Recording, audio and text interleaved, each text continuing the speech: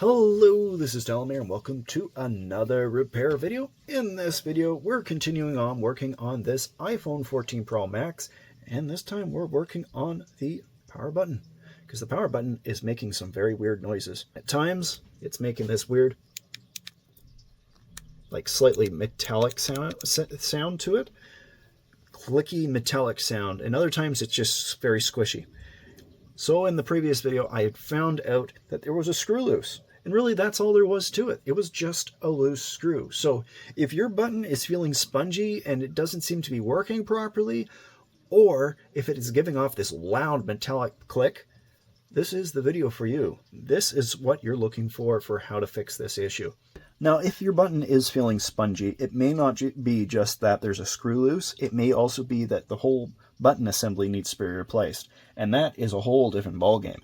And I prepped for that. I was fully expecting that that's what I would need to do. So I have a replacement button, which would require me to take the button out regardless. But it also would require me to go underneath this motherboard right here, come up and around and get that in place. So I'm happy that I'm not going to have to do that, because that'd be a pain. But I do need to take this battery out. And the easiest way to get this battery out is to take out this speaker, and if I can get away with it, just get those two. If not, I also have to take the Taptic engine out as well. So I'm going to get that done, get the battery out. I'm going to show you what I'm looking at. This is going to be a pretty short video. There isn't much to it once we have this done and dusted. So I got the battery out. I ended up having to take out both the Taptic motor as well as the speaker. It's not particularly hard. There's just two screws really.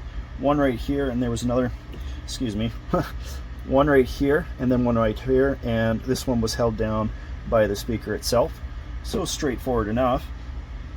And you get the batteries out and it's just pull tabs. And I believe it's just as simple as putting that screw back in. And it's this screw right here that I had found inside the phone, just floating around. That one's just spinning around in circles. It hasn't been stripped, has it?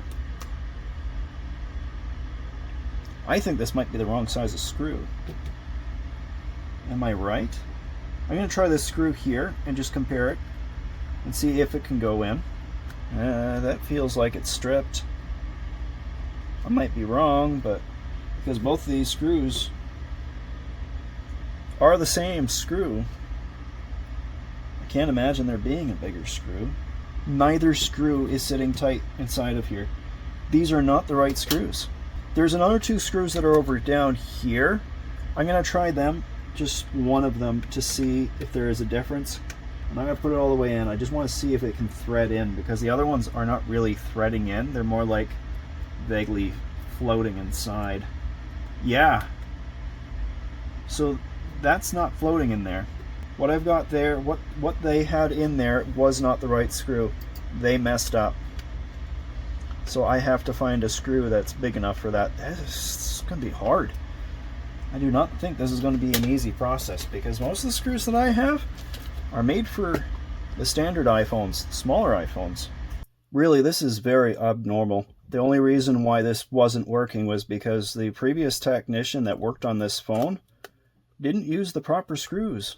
That's all there is to it. Well, it took a while, but I finally found some screws that worked. I've got those put in, and you can hear now that it sounds perfectly fine. It sounds normal. Man, oh man, was that ever a long search though. I dug through so many screws. You can see a pile here. I'm going to put those back in now. But now I can finally put this phone all back together. That's really all there is to it. I got to get these screws back in. You got to build it going from the Taptic motor on over to the speaker itself. So just remember that. And you got to make sure that you have some new adhesive for the battery.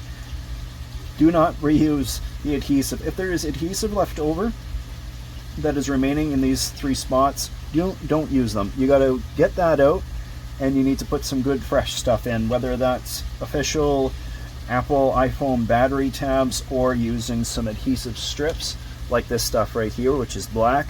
This stuff's really tough. It's actually tougher than the strips that you get from Apple. If you're wondering where this shield comes from, it goes right here. Goes into this spot right here. That's done, and the power button is clicking very nicely, which is great to see, great to hear.